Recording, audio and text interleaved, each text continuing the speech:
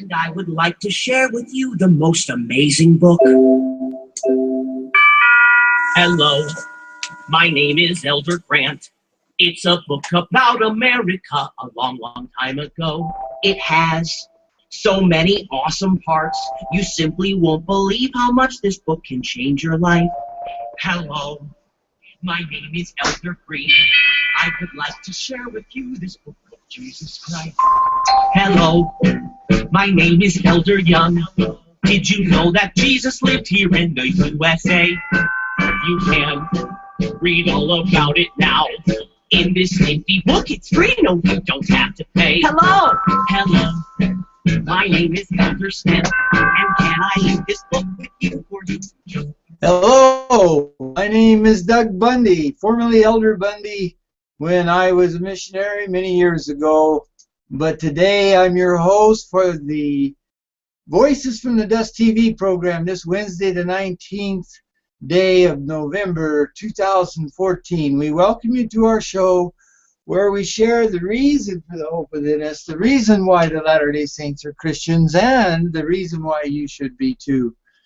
Our message explains what distinguishes the LDS Christian doctrine from the non-LDS Christian doctrine, and it also explains why the Latter-day Saints have declared since 1845 that the only salvation remaining for the Gentiles is for them to repent, to be baptized, and in this way to be identified in the same covenant and to worship at the same altar as Israel. To understand that statement takes a little bit. We've been trying to explain it for more than a year and a half on our program. All of those past episodes are available online. Just go to our website, voicesfromthedust.org, where you can click on the menu item TV and there find the live player for today's program, and after it's finished it's there in recorded form, and below that the archive programs organized by month, and above the player are links to our YouTube channel, our Google Plus page, and also our Facebook page, and they're all labeled Voices from the Dust, and you can find those past episodes there. Today's Whisper Out of the Ground is what we call the Book of Mormon. We're going through chapters of the Book of Mormon, and we'll explain what all that means in a minute. But first, we want to take a second and welcome our guest here, my brother Roy. Roy Bundy. Good morning, Roy Bundy. How are you? Good. I'm doing fine. I was here going through some paperwork and waiting for you to get on, so I just made it because I just checked it out. I was on the other side of the, doing business stuff, on the bank stuff. Anyway, good morning to everybody, and I hope everybody has a great day. And I was listening to Doctrine and Covenants 101 again. It's before I went to bed, and it was like in my head all night, back and forth. Because it will continue to play all the way into I wake up in the morning. Oh, really? Yeah. Yeah, so that's hard to... Oh, man, that's some stuff in that section. It's a long section. Oh, wow. And it contains a lot of stuff about America and about the future destiny of America, about the Constitution and where it came from and why it was here. All about the land of America. As I mentioned, I think yesterday I was in the Sunday school class, teaching the Sunday school class, and we just make it informal, right? We're just sitting around discussing the signs of the second coming, and I try to pull out of them that one of the greatest signs of the second coming was the restoration of the house of Israel. And we all, traditional Christianity, of course, recognizes that. There's a great division between the dispensationalists who believe that they will be restored, but after the Christians are caught up in the rapture and kind of looking down as in the grand and stadium where the things are being played out on the earth with the Jews while they're safely cuddling there with Jesus in heaven, so to speak. And And on the other hand, there's these people who say that's nonsense and that Jesus has already come, and that the Jews, promises to the Jews are, and especially the land of their inheritance, is not going to be fulfilled because it was fulfilled in the Christians being grafted into the tree, which Jesus is the tree, of course, to the tree of Israel. But anyway, the Latter-day Saints, of course, come along, and they've got a completely different story, and it brings America into the story, while all the rest of them are asking, why isn't America mentioned in the Bible, you know? But I was hoping to get my class to see that, and well, I was playing Guess What's on Your Mind game, so they didn't know what I was driving at. They, of course, know all about America and Jerusalem in America, but that being the huge difference between the non-LDS Christian doctrine and the LDS Christian doctrine didn't seem to really make that big of an impact on their minds. So I was trying to get them to see that and understand how radical that is, you know, and how important it is to understand it. But at any rate, today we're going to be talking about the lands of Zion. I changed it to plural, see, because we've got the land of Zion here, and we got the land of Zion in Jerusalem, and the land of Zion in Jerusalem, in the Holy Land, is making headlines because of the clash there, and so we're going to be talking about that today. But we want to move on now to our Whispers Out of the Ground. As I mentioned, this is the Book of Mormon because it's a fulfillment of chapter 29 of Isaiah. And right now we're in the part where these people are struggling, the Nephites are struggling against the Lamanites as usual, who come against them to war, but while they're trying to fight them, their own people who do not love God and who do not love liberty and are not willing to stand up for freedom at the peril of their own lives, are now putting those who do in very great jeopardy. And there's a tremendous parallel between what happened to them way back in those days, in the ancient days of American Christians, and what is happening to us in this day. There's a lot of parallels that can be drawn, and a lot of inspiration about and justice in the cause of liberty that can be seen from these words of God that have been preserved to come forth to us in our day, and not for any light reason, any triviality, but because it's so relevant. So let's go to that. That's on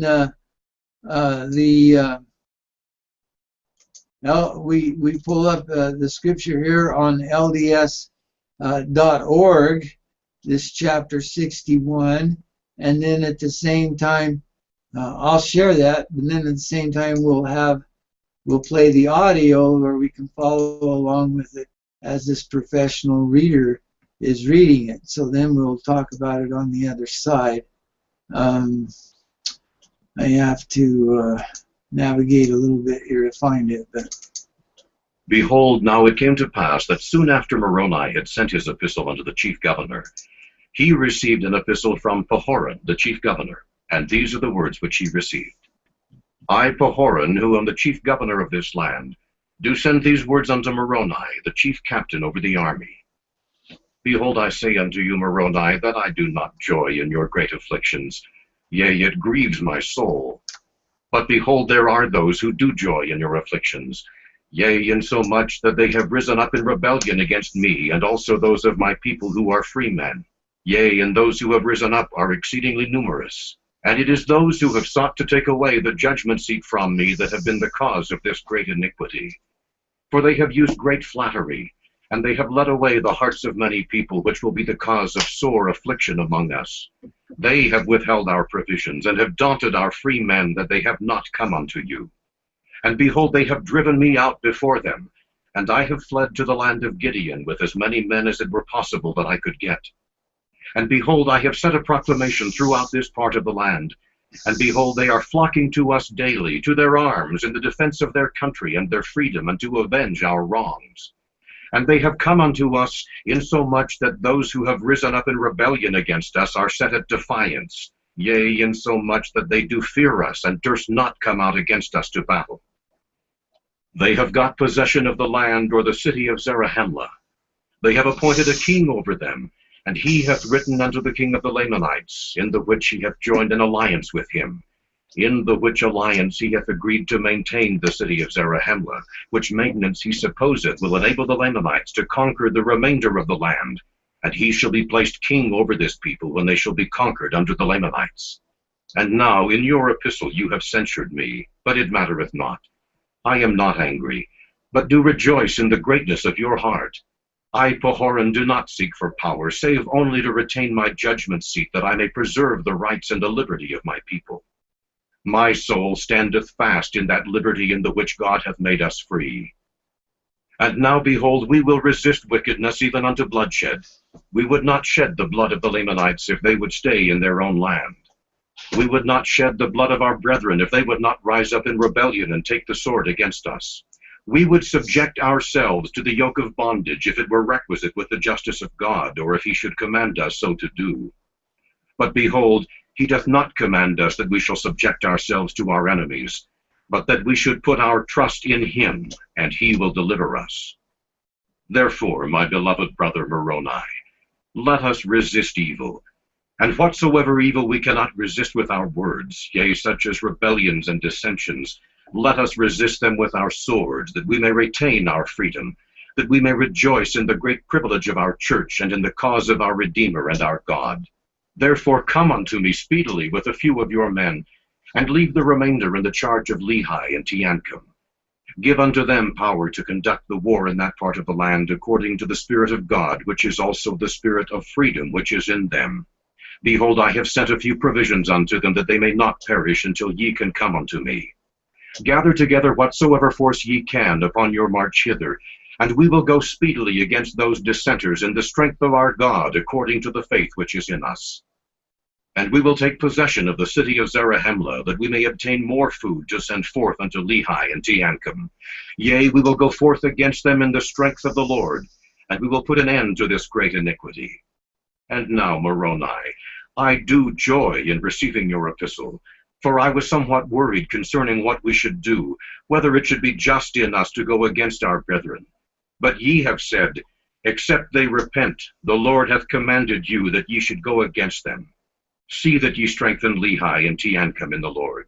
Tell them to fear not, for God will deliver them, yea, and also all those who stand fast in that liberty wherewith God hath made them free. And now I close mine epistle to my beloved brother Moroni. Whoa, man, is this, I mean, you see, this was not a pluralistic society as we have today, where everybody is guaranteed freedom of religion by the Constitution. The Lord brought him here and said, worship a yellow dog if that's what you want to do, but he brought out the truth that this is a consecrated land for the land of Israel, for the people of Israel, and for their gathering, and the people who possess the land, because it's special, will serve God of Israel, the God of Israel, who is Jesus Christ, or they'll be swept off when they're fully ripe in iniquity. So they get to choose, but they cannot choose their consequences. And on the other hand, what we have here, what we see happening, and in the boring, what some people would consider boring parts that preceded this, it set the stage for this great struggle between those who would uphold freedom and those who would not. And all these principles that are so important that our people are debating now, whether it is just or not to go against those who are threatening to take away our freedom, the freedom of our religion, even our very lives, and whether that's just before God, or whether we should lay down our arms and let them take them away from us and send us to, as they have before, send us to prison camps and begin to slaughter us in mass. See, that's a great question of people. And whether we should resist or not. And here he's saying, therefore, my beloved brethren, Moroni, let us resist evil. Remember the Alex Jones, that resistance is victory slogan. But he says, let us resist evil, and whatsoever evil we cannot resist with our words, the info war, in other words, yea, such as rebellions and dissensions, let us resist them with our swords, that we may retain our freedom, and that we may rejoice in the great privilege of our church, and in the cause of our Redeemer and of our God. Now, that is tremendously relevant and important to understand. We need to understand those things so that there can be no doubt in the justice of our cause, you see, because what the New World Order global elite people will do and have done and will continue to do is to make it seem to all those people who normally would be on the side of freedom to think that they are, to lull them to sleep, and to think that that it would be unjust for them to march against the forces of evil that we see gathering around us.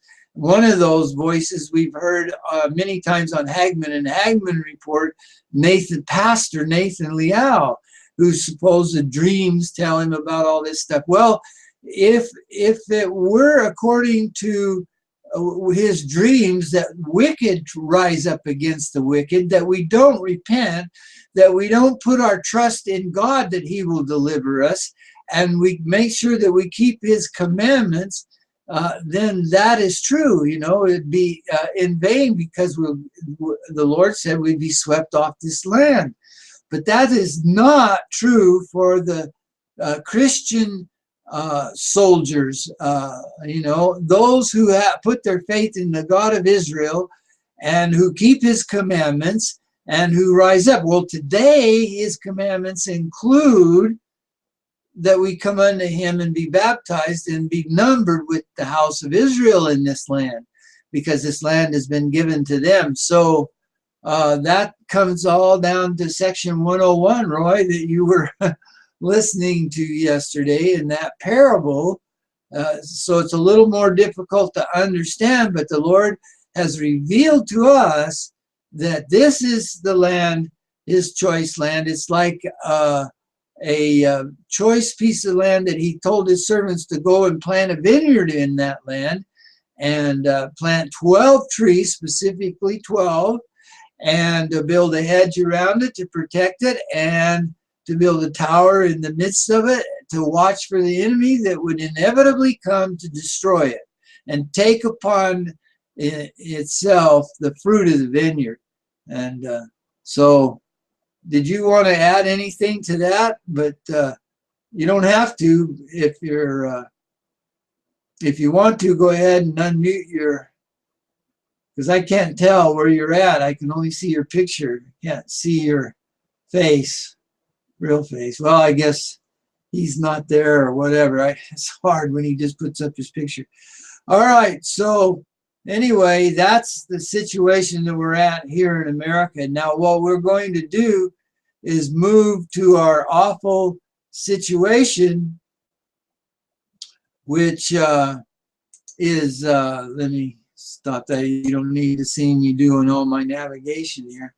But that is where we're going to do what the Lord says. In another part of the Book of Mormon, further on, he tells us that we're going to be in an awful situation due to the same kind of thing, these dissenters who want to have power, who have taken over. In our case, they're globalists who have captured our own government since especially since Jimmy Carter's days, when they really took over, and we've seen the horrible things that they've done, and we need to resist them. And that's why these words of Paroan and Moroni and others are so important. We need to understand that. Now, to help us, we have this page on our website. If you go to Voices from the Dust, .org here, click on Situation Update. You will see this page here. I'm on the wrong page. I went to our Voices from the Dust TV site here. But you can click on this. This is our awful situation update. And here are a bunch of videos now that are in a slideshow that have to do with the current events that you can watch. And also there's more full-length ones to give you a background briefing at this link if you click on this. And then there's the Next News Network and so on. So anyway, we're going to play one of those today for our awful situation update. And it has to do with what happened in Israel there. The State Department confirming 3 Americans are among the 4 victims of a terror attack in Jerusalem. It is the city's deadliest attack in years. 4 people are dead and at least 7 others hurt. The 2 Palestinian attackers died in a shootout with police. It happened at a contested religious site in Jerusalem. We begin in Jerusalem, where at least 4 Israelis have been killed and several others injured in what police describe as a terrorist attack. 2 men armed with a pistol, axes and knives carried out the attack at a synagogue in the Hanof neighbourhood in the west of the city during morning prayers. It's the deadliest in Jerusalem in years and is bound to ratchet up fears of sustained violence in the city, already on edge amid soaring tensions over a contested holy site. Officials say the men, both Palestinians from East Jerusalem, were later shot dead by police.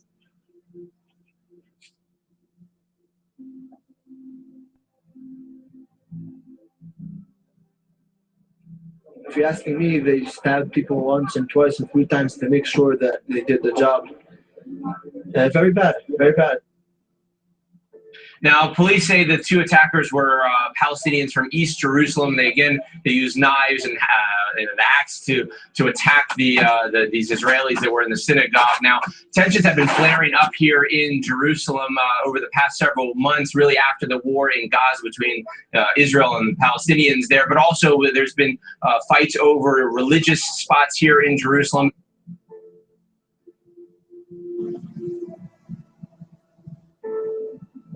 We came to pray this morning. We were coming into the synagogue, and we heard gunshots from downstairs, and heard 1 shot, 2 shots, then a flurry of shots, at least 5 or 6 or 7 shots. We all ran out. We understand that somebody was killed or seriously wounded downstairs. And everybody called the police, and they came about 10 minutes later.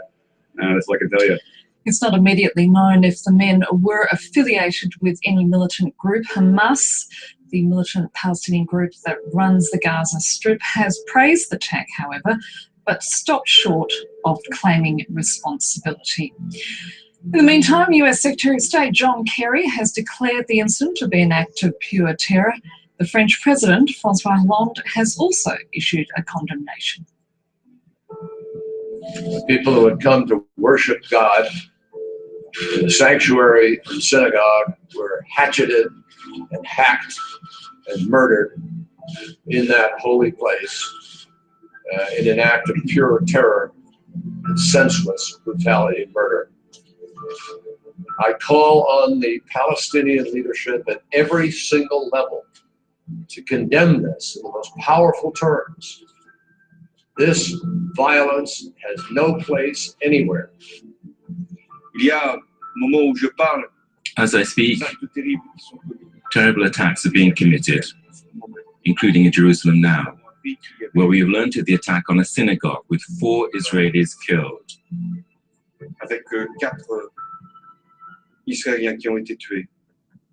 We must do something about this problem in the Middle East, this conflict between Israelis and Palestinians. But never ever accept terrorism. There is no justification for that.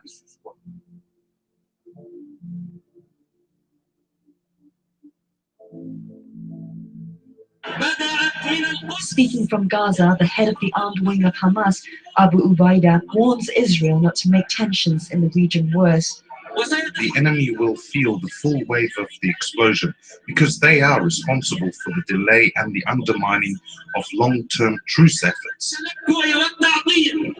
A ceasefire in August between Israel and Hamas militants in Gaza ended weeks of fighting that left more than 2,000 people dead, most of them Palestinians.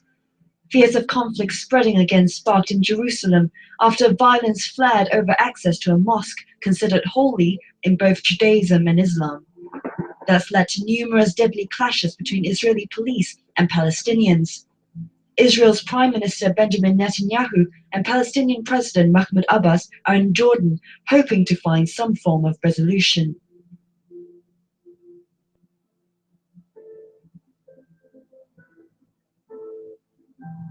Joining us now, Fred Fleitz, a former CIA analyst and senior fellow with the Center for Security Policy. So if two Palestinian cousins get hold of a gun and these meat cleavers go on the attack in a synagogue, does that become one of these lone wolf terror attacks, or does it have the hallmarks of support from Hezbollah or one of the terrorist organizations over there? John, it's good to be here. I think these attacks are driven by two things. First of all, I think they were probably inspired by calls by ISIS for Muslims worldwide to commit acts of violence against so-called enemies of their religion. But I also think these attacks are driven by the Palestinian leadership. Now, I just listened to President Obama say that President Abbas, the Palestinian Authority, strongly condemned the attacks. I disagree. He also blamed the Israeli authorities for being behind these attacks, for stoking up the situation. These attacks are driven by tensions over the Temple Mount. The Israeli government had to shut down the Temple Mount last month after a rabbi who called for Israelis to have the right to pray there was almost assassinated. The assailant was killed by the Israelis, and then protests broke out. And how do Abbas respond? He called for a declaration of war because the Temple Mount was closed. Now, the Mount was reopened on Friday, but nevertheless, tensions are very high because of the situation. Well, what are the Israelis supposed to do in cases like the Temple Mount incident and this latest attack? Well, there's been a long time understanding that people of other faiths could visit the top of the Temple Mount, but they could not pray there. Now, there are some Jews who believe that that's unfair. That shows a lack of tolerance for their religion. They show tolerance for Islam. Islam should show tolerance for their religion. I think this difference can be worked out, and I believe that's what the Israeli government is trying to do. But it doesn't help when the head of the Palestinian Authority calls for a declaration of war of an action that the Israeli government had to take because of an outbreak of violence. Well, let's frame this in a larger context, really. The gruesome murders that we were just talking about come as a new study reveals that terror attacks were up sharply last year, rising 44% from 2012, killing 18,000 people. What's behind this rise, Fred? John, there are many on the left who say that we're no longer at war with terror, that we're not at war with radical Islam anymore. I think this is stunning evidence that we are. Now, the president earlier this year said that ISIS was a JV terrorist group.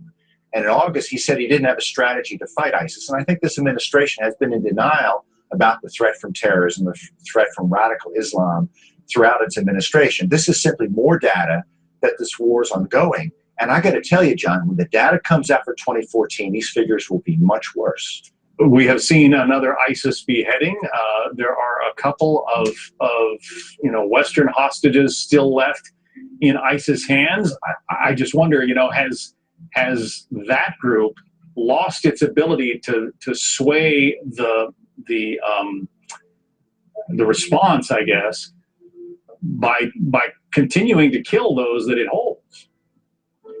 ISIS still thinks they get propaganda value out of beheadings. It's hard for rational people to understand that. But this video needs to be studied carefully. I've read some expert analysis that said it was not as well produced, and it may indicate that ISIS is on the run or they lost the location where they were able to film the last video. There's also some talk that they're running out of Western hostages, and I hope that that's true. Well, I mean, we all hope that's true. We know that they are holding a young woman, a 26-year-old woman who, went over to help and became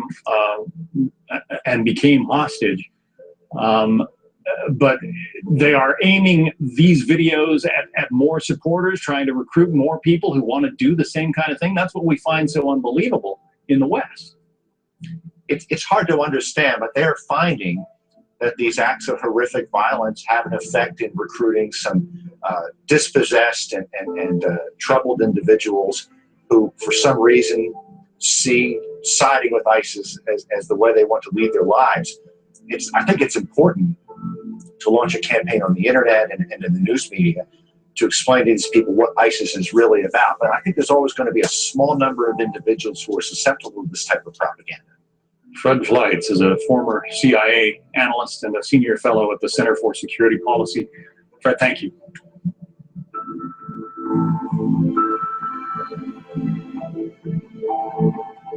He was asked about the attacks in Jerusalem today. Let's listen. Took place in Jerusalem. We know that two attackers senselessly and brutally attacked innocent worshipers in the synagogue during their morning prayers. Obviously, we condemn in the strongest terms these attacks. A number of people were wounded and 4 people were killed, including 3 American citizens. So this is tragedy for both nations, Israel as well as the United States, and our hearts go out to the families who obviously are undergoing enormous grief right now. Secretary Kerry has spoken to Prime Minister Netanyahu. President Abbas has strongly condemned the attacks. Tragically, this is not the first loss of life that we have seen in recent months. Too many Israelis have died, too many Palestinians have died. And at this difficult time, I think it's important for both Palestinians and Israelis to try to work together to lower tensions and to reject violence. The murders for today's outrageous acts represent the kind of extremism that threatens to bring all of the Middle East into the kind of spiral from which it's very difficult to emerge. And we know how this violence can get worse over time. But we have to remind ourselves that the majority of Palestinians and Israelis overwhelmingly want peace and to be able to raise their families knowing they're safe and secure. The United States wants to work with all parties involved to make that a reality and to isolate the kinds of extremists that are bringing about this terrible carnage.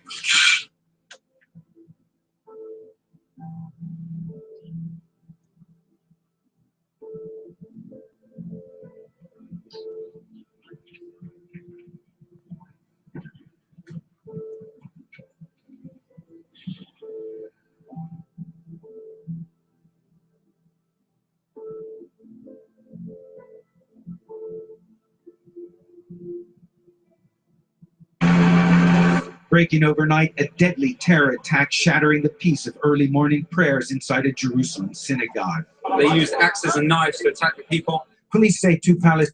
Okay, well, that's just showing different coverages in the media of the thing.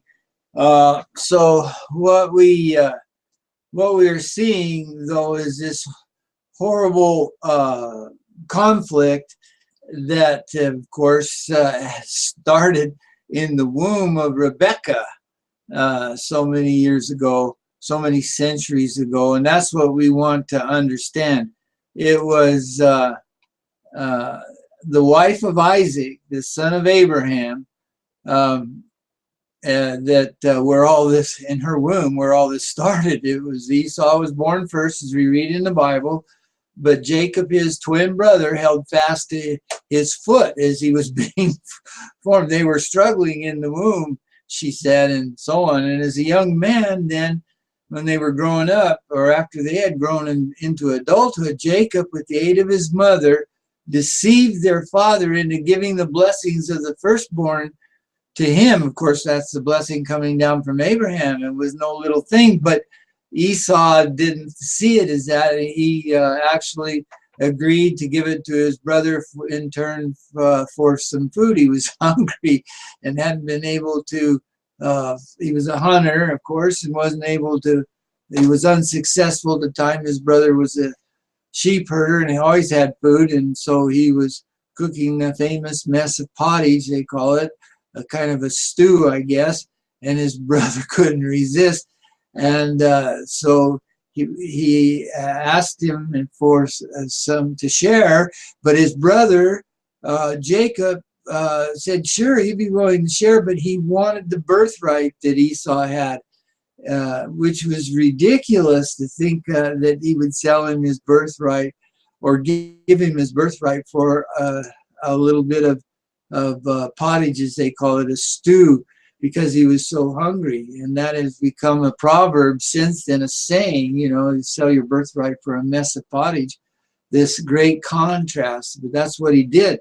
And so the struggle between the two brothers here, which began in the womb, continued into adulthood, and eventually into world history, it emerges into world history as the descendants of Isaac became two nations around which the conflicts of the world revolve today. However, the important lesson to learn from this, which we can't learn unless we back up and understand what this is all about, is how the God of Jacob has known the outcome of all of this from the beginning. And through all the hatred and bloodshed shows us that even though men are free to choose life or death in this world, his purposes are accomplished regardless. And in the end, mankind will grow out of the immaturity it now exhibits and learn to live together in peace and harmony in a new golden age to come, called the millennium of peace, when Christ shall reign on the earth, and so on. So that's what we're trying to get to understand. And it's important to understand that those events over there in the Holy Land in Zion are related to the events over here in the land of Zion. But sometimes the difference between the two makes it really difficult to see that. But let's play a video now that kind of contrasts what we're doing over here to build up the kingdom of God as we see it, and this awful struggle for those ancient nations in the land of Jerusalem. It's a big contrast, but it's important for us to, I think, to take a minute and reflect on the difference. The building up of Zion. So we're going to talk about, or we're going to listen to them talk about this building up of Zion here, of course, in America. And this has to do with what was happening in my class on Sunday, as I was telling you. Is a cause that has interested the people of God in every age. It is a theme upon which prophets, priests, and kings have dwelt with peculiar delight. They have looked forward with joyful anticipation to the day in which we live, and fired with heavenly and joyful anticipations, they have sung and written and prophesied of this our day. But they died without the sight. We are the favored people that God has made choice of to bring about the latter day glory. The Lord calls upon us to be beacons of righteousness, to guide those who seek the safety and blessings of Zion. Verily I say unto you all, arise and shine forth, that thy light may be a standard for the nations, and that the gathering together upon the land of Zion and upon her stakes may be for a defense and for a refuge from the storm, and from wrath when it shall be poured out without mixture upon the whole earth. We are to hunger and thirst after righteousness. To come to Zion, it is not enough for you or me to be somewhat less wicked than others. We're to become not only good, but holy and good. Let us once and for all establish our residence in Zion and give up the summer cottage in Babylon. We might ask ourselves, living as many of us do in societies that worship possessions and pleasures, whether we're remaining aloof from covetousness and the lust to acquire more and more of this world's goods. Materialism is just one more manifestation of the idolatry and pride that characterize Babylon. Perhaps we can learn to be content with what is sufficient for our needs. In much of the world, we're entering upon unsettled economic times. Let us look after one another the very best we can. My message of hope today is that a great day of unity is coming. The the Lord Jehovah will return to live with those who have become his people and will find them united on one heart, unified with him and with our Heavenly Father. The Lord's prophets have always called for unity. The need for that gift to be granted to us and the challenge to maintain it will grow greater in the days ahead, in which we will be prepared as a people for our glorious destiny. We live in many different circumstances. We will come from every nation and many ethnic backgrounds into the kingdom of God. And that prophesied gathering will accelerate. Let us seek to build up Zion through unity, godliness, and charity, preparing for that great day when Zion, the New Jerusalem, will rise.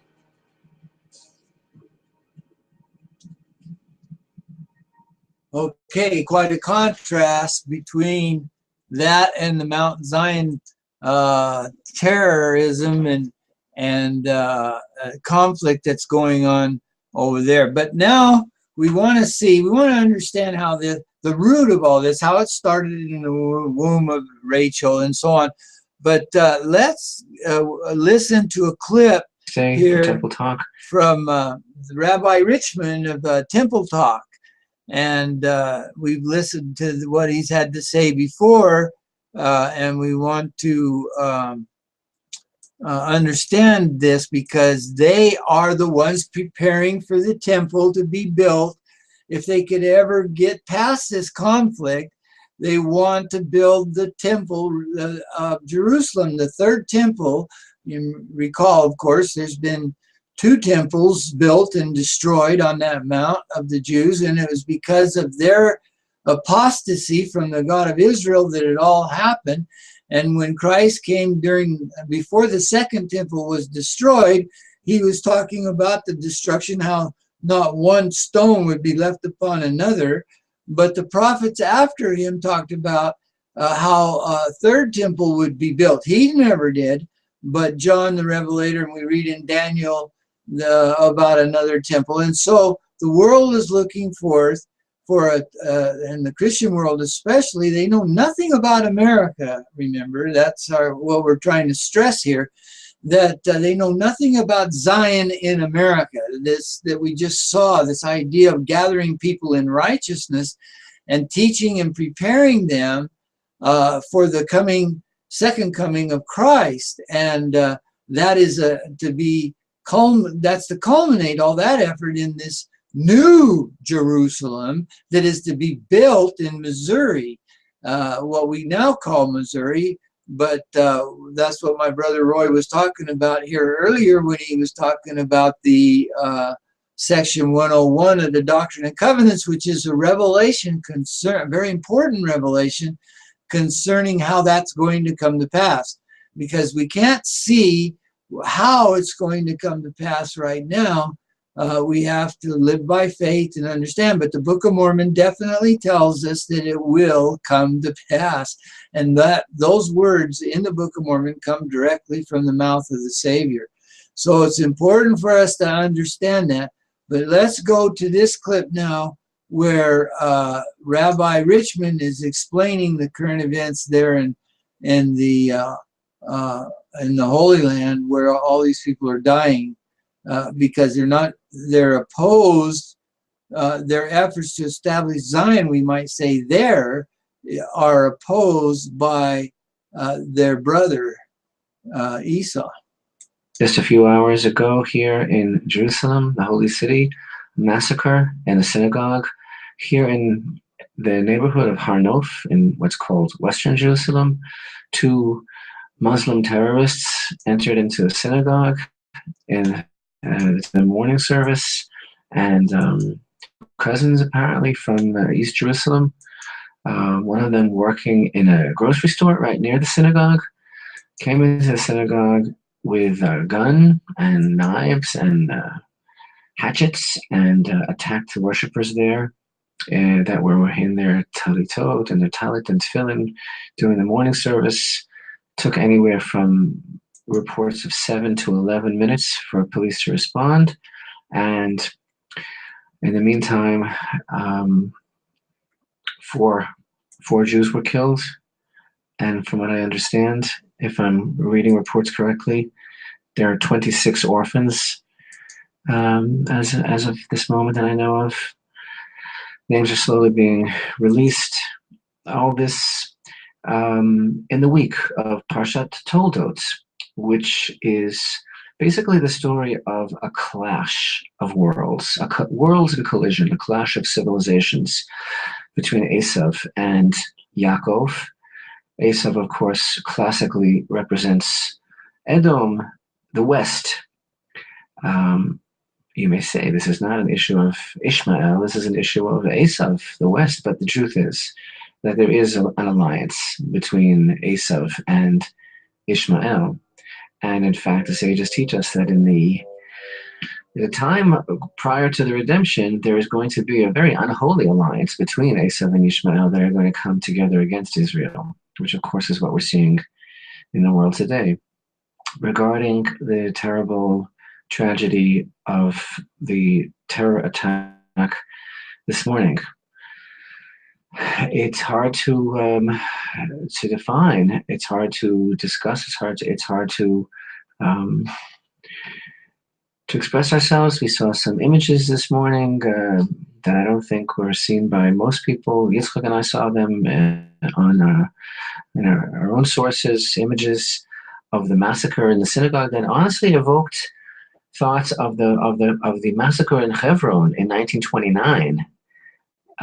To see Jews murdered that way in a synagogue, to think of that happening in Jerusalem and Israel. So, in the meantime, how do we express ourselves?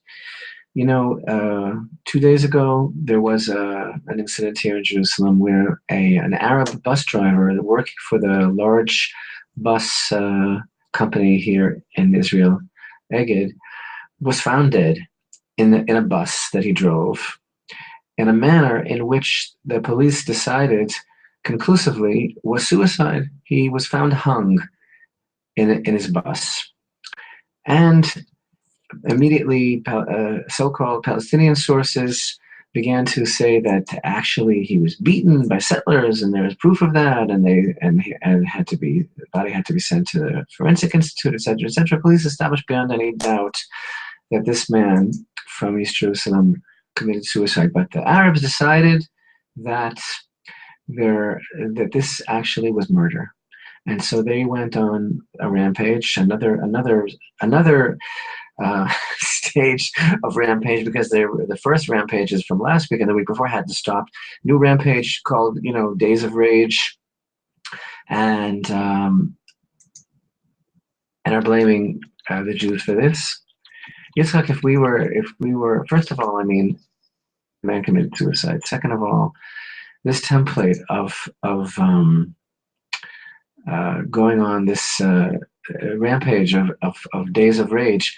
I mean, if Jews were going to go on Days of Rage every time a Jew was killed, I think it wouldn't be Days of Rage, it would be like eons of rage, if that was our system also.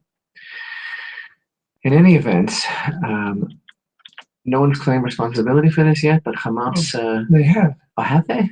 Hamas... Hamas did not claim responsibility, but they praised it. The same Hamas... Jihad claimed, somebody claimed that. I just saw this morning that Hamas didn't claim responsibility, but praised it very highly. And of course, one of the items that's been in the news lately is how Israel has been secretly treating the closest relatives of the leaders of Hamas in our hospitals under wraps. In the meantime, Hamas, that governs over Gaza, the charter of Hamas is not about helping the people of Gaza. It's not about representing the Arab people. It's about destroying Israel. That's the whole purpose of the creation of Hamas in the first place. In the meantime, Netanyahu says that Israel will respond decisively. Netanyahu says that Israel will respond with a heavy hand. Netanyahu blames Abbas the head of the Palestinian Authority and the Palestinian media for incitement, and he blames the world for being silent over Palestinian incitement.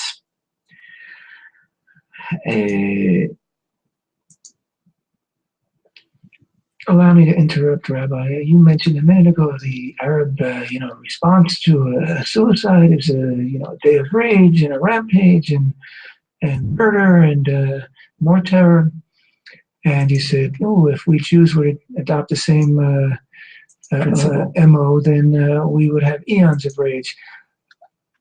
We Jews won't adopt that same MO, but we Jews here in the land of Israel, we do need to adopt some kind of leadership that Again, stands up and doesn't just make statements. Wait a minute, but Davey said that we're going to deal with it. Statements. We are making statements about Abbas, about dealing with it, and then you have Lieberman comes out and makes even more, bombastic statements. They're good with statements. At the same time, we have the same people in the government and in the Knesset saying, blaming it on Jews that go to the Temple Mount, and we have to back off from that. We have to make it forbidden because we're upsetting the Arabs. We have to my tremendous shame, we have a chief rabbi that after he condemned Jews for going up to the Temple Mount and practically called them the sons of pigs and monkeys. Excuse me, practically called them the sons of pigs and monkeys. He never said that. He just said that they're fourth league. Expression, description of Jews. And today came out and said, well, it's forbidden to pray in a synagogue that doesn't have an armed guard at the door. What is going on here? They're shooting at us. They're stabbing. They're slaughtering. They're butchering, and we're shooting at each other. So what is going on? Where is the leadership? And if you ask me, it all has emanated, this last wave of terror, which has been building up for months and broke out a month ago, and it's in full flower right now. It emanates from the situation on the Temple Mount that we have been talking about for months, that we've been talking about in the Knesset for months, that they decided to ignore and sweep under the table. And now Netanyahu is back kowtowing to Abdullah and to Abbas and to everybody else to try to quiet things down at Temple Mount. We're what can I say? We're inside out. We're backwards. We're when we should be shooting at the enemy. We're a body without a head. This is the third intifada. Welcome. Welcome to the silent intifada, not so silent anymore. This is the third intifada, which will not stop until we begin to demonstrate sovereignty, which is what is expected. So you just said everything. You just mentioned everything that there is to be mentioned in a very fast manner. The fact is, again, Netanyahu blames everybody. He blames Abbas. He blames the Palestinian leadership, members of Knesset who go up to the Temple Mount. That's inflame the Arabs. And there are plenty of people at the moment that are also blaming the Jews for going to the Temple Mount. Just this morning, a member of Knesset spoke and said that the Jews have to stop going up to the Temple Mount. And I suppose we're supposed to be very happy, appreciative, and excited, but Abbas did issue a statement of condemnation this morning, and probably because Secretary of State Kerry said it was very, very important that he does that. Secretary of State Kerry, by the way, who I can only think of one thing at this moment, and that is the color red, because he, to me, is the embodiment of Esau. Esau is described as being a very hairy man, and one of Kerry's most important characteristics is his beautiful hairdo. And every hair is always in play. Okay, let me stop this. Of course, if you don't realize that Esau, as they're calling him, is Esau in English. So the Esau is pronounced a little differently in Israel than it is here. So we're talking about Esau, or they're talking about Esau, the brother of Jacob. Okay, the twin brother. Yes. And the fact is that Kerry, whose wife, of course, is Mrs. Ketchup, is that's so red, that it's so red. And the West, Esau, who said to Yaakov, pour it down my throat, this red stuff.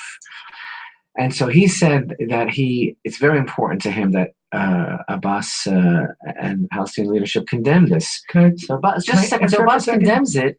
Abbas condemns it, but he said in the same statements that he basically condemned violence no matter who is doing it. He also said, he connected it, and in the same statement he said that the settlers should stop their incursions to Al-Aqsa. And He didn't issue a condemnation. He reissued a standard condemnation that points the finger at the Jews for starting it all, which has been going on since Arafat, was first compelled to issue a condemnation. And that's the nature of these condemnations. They point the finger at the Jews. We're the fault. They're innocent. Killing Jews is a glorious pastime. This is what we got now.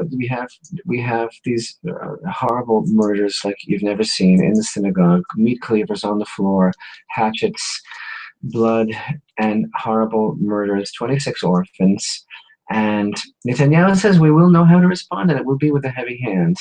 And in the meantime, is it Abbas's fault? Is it Palestinian incitement? Is it world silence? No, it is our fault because we cannot seem to take the lead.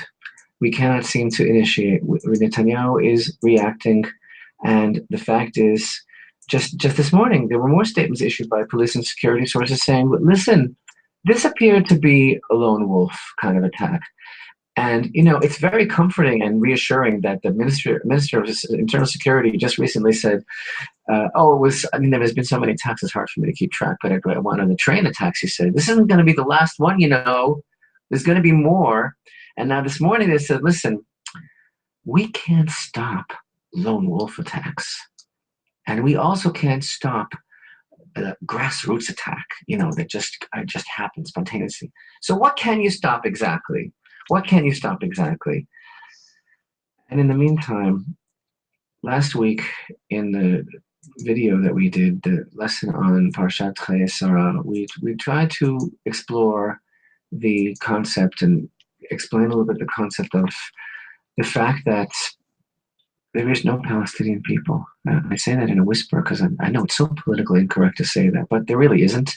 But the PLO themselves have admitted that. It's a well-known fact that it was a strategic decision of the Arab world to decide that there is a Palestinian cause. Go and find me some Palestinian archaeological remains. Talk to me about the Palestinian language. Talk to me about Palestinian tradition. Our problem is that we ourselves, our leadership seems to be committed to upholding this bluff because it's expected already. The world, it's just on cruise control.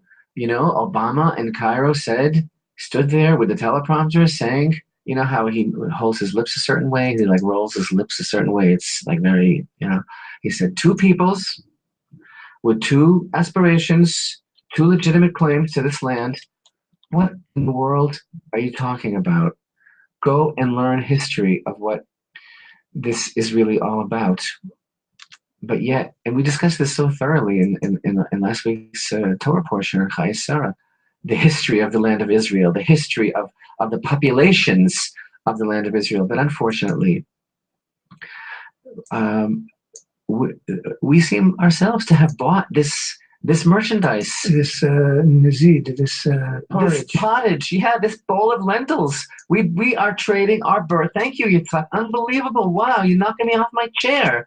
We are Yaakov, and we are selling our birthright for a sandwich and a beer. The sandwich and the beer is basically the promise of some sort of two-state solution. Yeah, Western will be able to,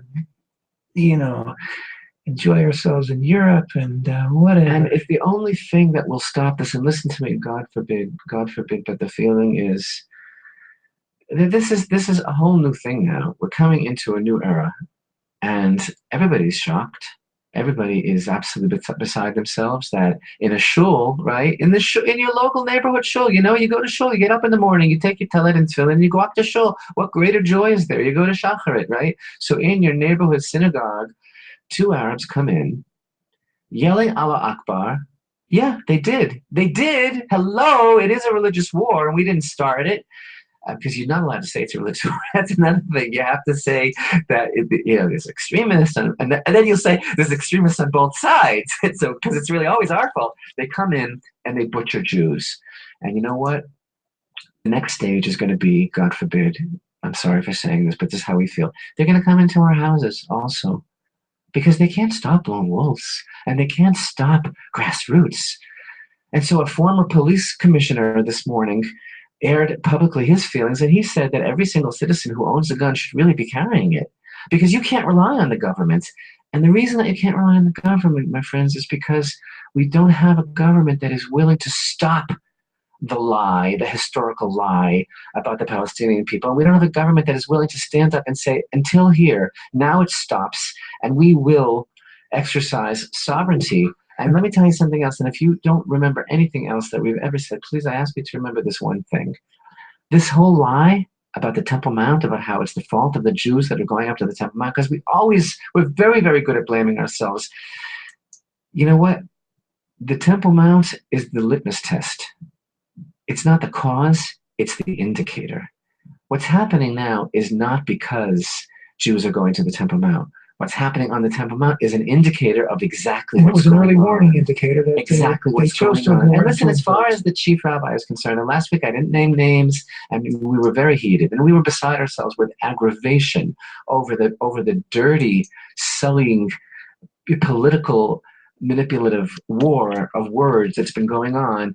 And we made it quite clear about the exile mentality that has taken over the body snatchers, right? The invasion of the exile mentality has taken over entire bureaus and ministries and rabbis who say that the temple will come from heaven and you can't go to the Temple Mount, and it's nothing but empty demagoguery. And I've gotten questions from Jason and from Ibri and from all kinds of people wrote letters saying, please, we always respected the office of the chief rabbi. We want to understand, explain to me why are they saying these things? And the video lesson that was shared of Rav Avadia Zatzal, the father of the current Sephardic chief rabbi, saying, karet, karet, karet, karet, karet. 1,000 tefillot in the mikvah won't help you, because if you go there, you have karet. And any fourth-rate, if you'll pardon me, fourth-rate Torah scholar knows that isn't true. Why is he saying that? It isn't true. Where we go is not to the area of karet. It's not the forbidden area of the Temple Mount at all. It's an explicit Mishnah that you could be in Tumat Meitz, for all those who understand what I'm talking about, in that place. So what's going on here is that there isn't any room for discussion here. They don't want to discuss it. They don't want this light to come into the world. And now the same chief rabbi who last week attacked Jews for going to the Temple Mount and said it's all their fault and they have to stop, and wrote a letter to the prime minister saying, stop the Jews from going to the Temple Mount. Let me stay here in exile, right? Let me stay here in the old order. I want to be in charge of the old order, which, by the way, is so reminiscent of the Midrashim that talk about the motivation of the princes in the desert, the spies who basically, they were so worried about losing their jobs and losing their control. So he's saying, no, stop the Jews from wanting the Holy Temple. Now the same rabbi who said the Jews shouldn't be praying on the Temple Mount is saying a new halachic ruling. It's forbidden to daven in a shul, to pray in a synagogue that doesn't have an armed guard. And that's what we're coming to now, B'Medinat Israel. That's what we're coming to in the eternal capital, Jerusalem, the state of Israel, that we came home. I thought we're finished with pogroms and the Cossacks and the marauders and the Crusaders and the Nazis. Wasn't that the whole point of the IDF? Wasn't that the whole point of having an Israel? So now, and do you think that we want to walk around armed? Do you think we enjoy this machismal image? Do you think that it's necessary for a Jew to have a pistol on his hip or even to wear a bulletproof vest? Do you think it's normal? That's not the way life is supposed to be. That's not the vision of Isaiah. And here he's going and he's saying, more than that, he's saying, you can't take your life in your hands like this by going to the synagogue anymore. Don't go to the synagogue unless there's an armed guard. And all this, as Issac made very clear, it's all emanating from the fact that we can't go to the Temple Mount to pray. And the only way that this will stop is when Israel exercises sovereignty over the land of Israel emanating from the Temple Mount and says, you know what, this isn't like a passing fancy. I'm sorry, but we're not planning on self-immolating or going someplace or splitting a dagger down the middle of our heart. you know, it's like, yalla, enough is enough. Enough is enough to the Kerry. Enough is enough to all of them. But instead, we just go dragging this farce along. So there's a headline in our Sheva this week that the EU, there's a revelation that the EU has a secret paper. Right? The EU's secret paper is that they've got all these plans for sanctions against Israel if we don't toe the line, and if Israel basically doesn't. And what was the main aspect of that paper, of the sanctions? If we cross the red line, and the red line basically is building in Jerusalem. If we continue to build in Jerusalem. And there you go again, there you have it, the collusion between Esau and Ishmael coming against Israel. It's all in this week's Torah portion. It's all happening today. And he can talk from today to tomorrow, Netanyahu, about how we're going to be responsive and how we're going to deal with a heavy hand. And the fact is, nothing here is going to change until we are committed to the truth, as if it's going to stop. As if it's going to stop if we do react with a heavy hand. As if it's going to stop. The only thing that's going to possibly stop the silent intifada, the only thing that's going to build the temple, the only thing that's going to reinstate the Jewish people as the sovereign of the land of Israel is to declare just that, and to be willing to face the consequences instead of playing these games for which so many people are losing their lives.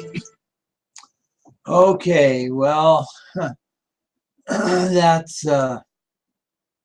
you can really feel for them. You can see the underlying themes, the fighting for freedom of religion going on there, and the fight for freedom of religion that we just read about that went on in ancient America, and the fight for freedom of religion here in modern America, and see how they all relate. Now, I thought he was going to talk more about the religious aspect. I didn't get a chance actually to preview that clip, but he, of course, understands very, very well, and so does his partner there, the story behind that. They talk about the Torah portion. See, each week the Orthodox Jews have this Torah portion, and it turns out that this week it's the Torah portion that has to do, that they're studying has to do with Jacob and Esau. And he's talking about the collusion of Esau with Ishmael. And I wish he would have explained more about that. Maybe he does on the other side of the commercial that they just come into. But I'm going to end it there because we would like to be able to draw our theme where we were showing Ezekiel chapter 36 and the reds that they were talking about. You see in the beginning here in this this podcast that we played, he's talking about the red and why Esau is associated with red and why red was poured down his throat. We want to see more of that because Idumea means red, and we know the communism is represented by red. We even call them the Reds. That's not so common anymore because they're getting away from the whole label of communism, let alone the label of Reds, like Red China and stuff. You don't hear that, but that's what they are, and that's what Ezekiel chapter 36 verse 5 talks about, those two colluding to appoint unto themselves the Lord's land. Well, we talk about it in America as well as in the Holy Land because they, in both instances, are the lands of the Lord for the gathering of his people and the blessing of his people when they will finally build the temple there in Israel. But they will also build the temple. It's probably the temple that is described by Ezekiel and even measured by him, and it's huge. It wouldn't fit in the whole city of Jerusalem, let alone on the Temple Mount. And that city, or that temple, is to be built in America. So we want to talk more about it, but we'll wait till next week, and we'll be able to bring more of this podcast that we've played today. We've only gone through about half of it, and they'll get in more to the actual portion of the Torah that they're studying, which ironically enough, or maybe not coincidentally, it has to do with the root of this very cause. So anyway, I hope that helps a little bit. We'll wish that you have a good day, and our prayer is, as always, that the Lord's choicest blessings will be with us all in the name of Jesus Christ. Amen.